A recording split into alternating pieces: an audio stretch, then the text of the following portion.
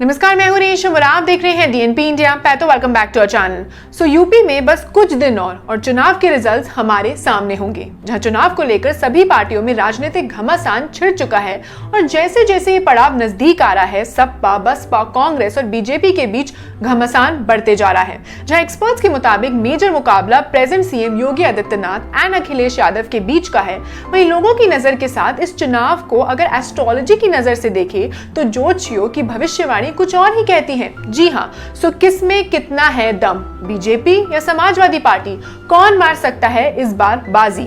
सो आइए इन सवालों का जवाब जानते हैं from none other than Jyotiracharya captain Vijay Srinivas, जो हमें अपनी वास्ट नॉलेज ऑफ एस्ट्रोलॉजी से बहुत से एस्पेक्ट से रूबरू कराएंगे। Let's hear him out. So, sir, firstly, thank you so much for connecting with us. It's a pleasure. And हम जानते हैं कि हम श्योर है पर्सनली मेरे एंड हमारे व्यूअर्स के भी बहुत सारे क्वेश्चंस जो हैं, जो हमारे मन में सवाल है, वो बहुत हद तक क्लियर होंगे and I am glad for that. So thank you so much for connecting Acharya ji. So sir, UP elections 2022, आजकल सबके मन में ये सवाल है कि कौन सी पार्टी का पलड़ा भारी है। तो आप अपनी जो इतनी वास्ट नॉलेज है उसके हिसाब से हमें प्लीज कुछ बता सकते हैं इसके बारे में? जी, यूपी इलेक्शंस में प्राइमरीली जो है, हम देखा जाए तो 4 प्लेयर्स है। मैं अपने हिसाब से बताऊं तो 2 मेजर प्लेयर्स है और 2 माइनर प्लेयर्स है। 2 मेजर प्लेयर्स में भारतीय जनता पार्टी, श्री योगी आदित्यनाथ जी जो प्रेजेंट चीफ मिनिस्टर है, और दूसरा जो है श्री अखिलेश यादव समाजवादी पार्टी और उनका अलायंस। ये 2 मेजर प्लेयर्स है। माइनर प्लेयर्स में मैं ये कहूंगा, या डायरेक्ट चैलेंज नहीं है, बहुजन समाज पार्टी मिस मायावती का और कांग्रेस के जो है मिस प्रियंका वाड्रा का। मैं उन दोनों को मेजर चैलेंजेस की तरह नहीं देख रहा हूं, क्योंकि उनकी ओवरऑल स्ट्रेंथ जो है वो उतनी स्ट्रांग नहीं है। अगर हम एस्ट्रोलॉजी को भी फॉर ए मोमेंट इसको थोड़ा साइड में रखें, जो रियलिस्टिक पॉलिटिक्स चल रहा है उसमें भी यही लग रहा है कि बीजेपी वर्सेस समाजवादी पार्टी है या उनके अलायंसेस जो है। जो अवेलेबल डेटा है जो हमें उपलब्ध है, उसमें श्री योगी आदित्यनाथ जी का और अखिलेश यादव का मैंने असेसमेंट किया है। उस असेसमेंट के बेसिस पे मैं ये कहूंगा, या अभी जो दशा पैटर्न चल रही है दोनों की, मैं उसके मद्देनजर भी ही बात करूंगा। तो अगर हम देखें तो इसमें अगर सबसे पहले हम श्री योगी आदित्यनाथ जी का लेते हैं, उनको अभी राजयोग चल रहा है। अगर उनको वापस आना है और उनको अगर दोबारा चीफ मिनिस्टर बनना है, मतलब ये है कि उनके राजयोग में रुकावट नहीं आना चाहिए, वो कंटिन्यू होना चाहिए। अगर बनिस्बत देखा जाए श्री अखिलेश यादव का, वो पावर में नहीं है। अगर पावर में आते हैं तो राजयोग कहा जाएगा। क्या उनकी दशा राजयोग की तरफ इंडिकेट कर रहा है? ये एक बड़ा सवाल है। अगर मैं पहले श्री योगी आदित्यनाथ जी का देखूं, उनका जो जनकालीन जो डिटेल्स अवेलेबल है, 29 दिसंबर 1971, बॉडी गढ़वाल, कर्क राशि का इनका कुंडली है। शनि राहु की दशा चल रही है। शनि इनका सप्तमेश और अष्टमेश है और एकादशेश भाव में बैठा है। शनि सप्तमेश होके जब एकादशेश भाव में बैठा है, वो कहीं ना कहीं जो है सप्तम भाव, यानी कि पब्लिक का जो एक्टिविटी है उसमें बढ़ोतरी आने वाली है। ठीक है। और अगर हम गोचर में भी अगर देखा जाए, वो सप्तम भाव में ही गोचर कर रहे हैं। प्रत्यंतर दशा जो योगी आदित्यनाथ जी के जो आई है, और अखिलेश जी की भी राहु का प्रत्यंतर दशा आई है 27 से। लेकिन इन दोनों के बीच में राहु का जो रोल है वो थोड़ा डिफरेंट है। इस केस में राहु सप्तम भाव में बैठा है, उसका जो डिस्पोजिटर है, जिस राशि में बैठा, वो राशि स्वामी शनि है, वो एकादशेश भाव में बैठा है। यानी कि उनको जो है इसमें पद प्राप्ति और लोगों की सपोर्ट मिलने में कोई कठिनाई नहीं होगी। अगर वही अखिलेश जी का अगर हम देखें, राहु का प्रत्यंत दशानाथ, वो तृतीय भाव में बैठे हैं, तृतीयेश के साथ में।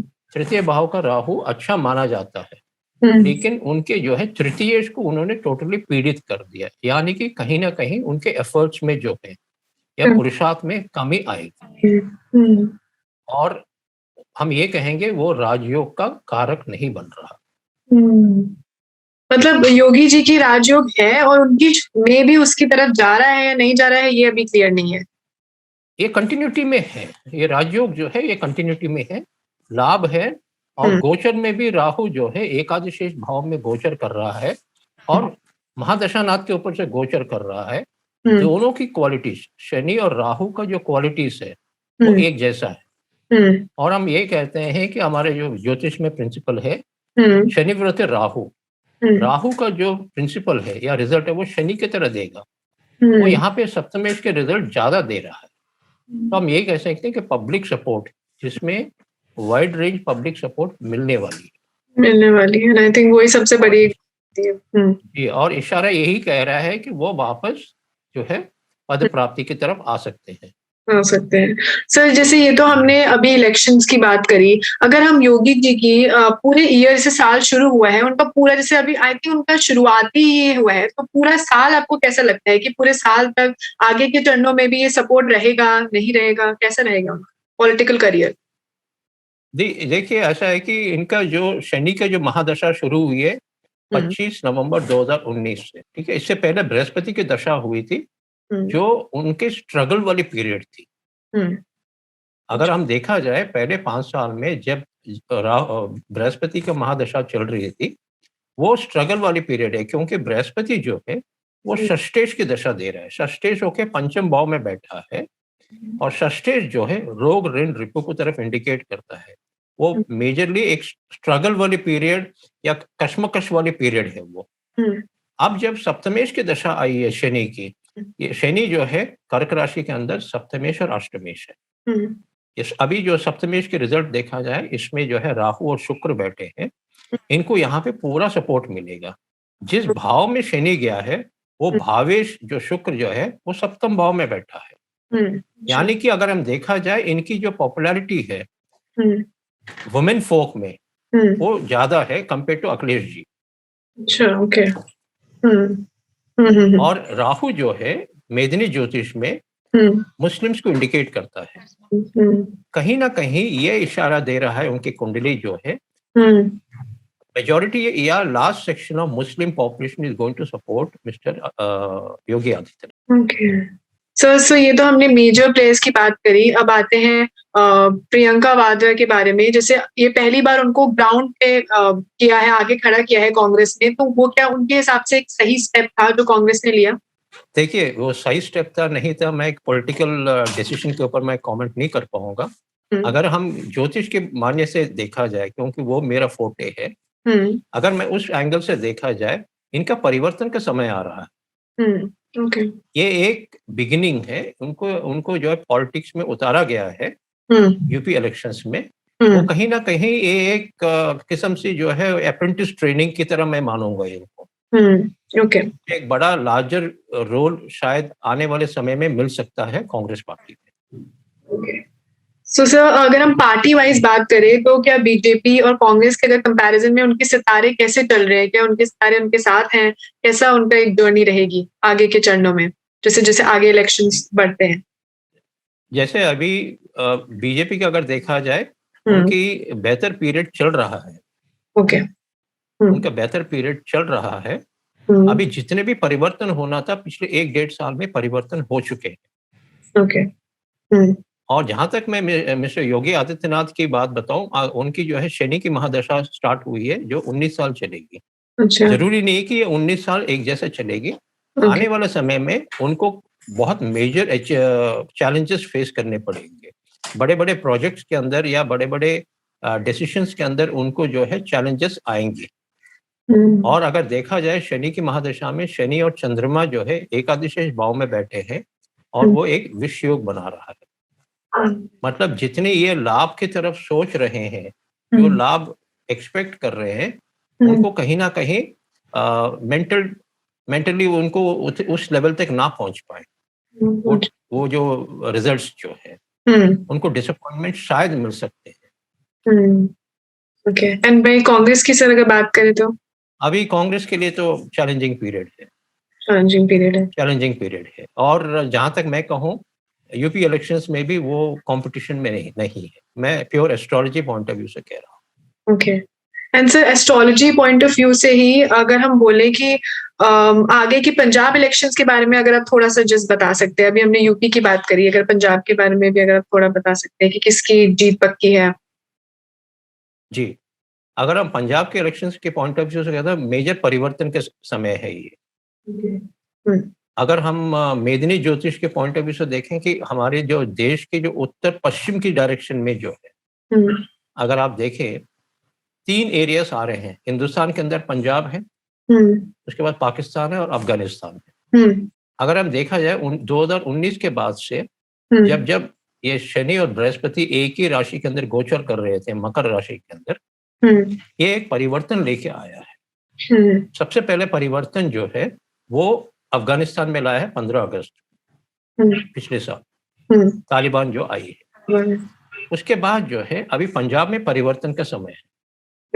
और जहां तक हमारी जो असेसमेंट है वो अनुसार जो है कोई क्लियर कट मेजॉरिटी किसी एक पॉलिटिकल पार्टी को नहीं मिलने जी। और अगर एक और परिवर्तन देखा जाए तो हम स्टेट ऑफ पाकिस्तान, उसमें जो है बहुत बड़े परिवर्तन के समय आ रहा है।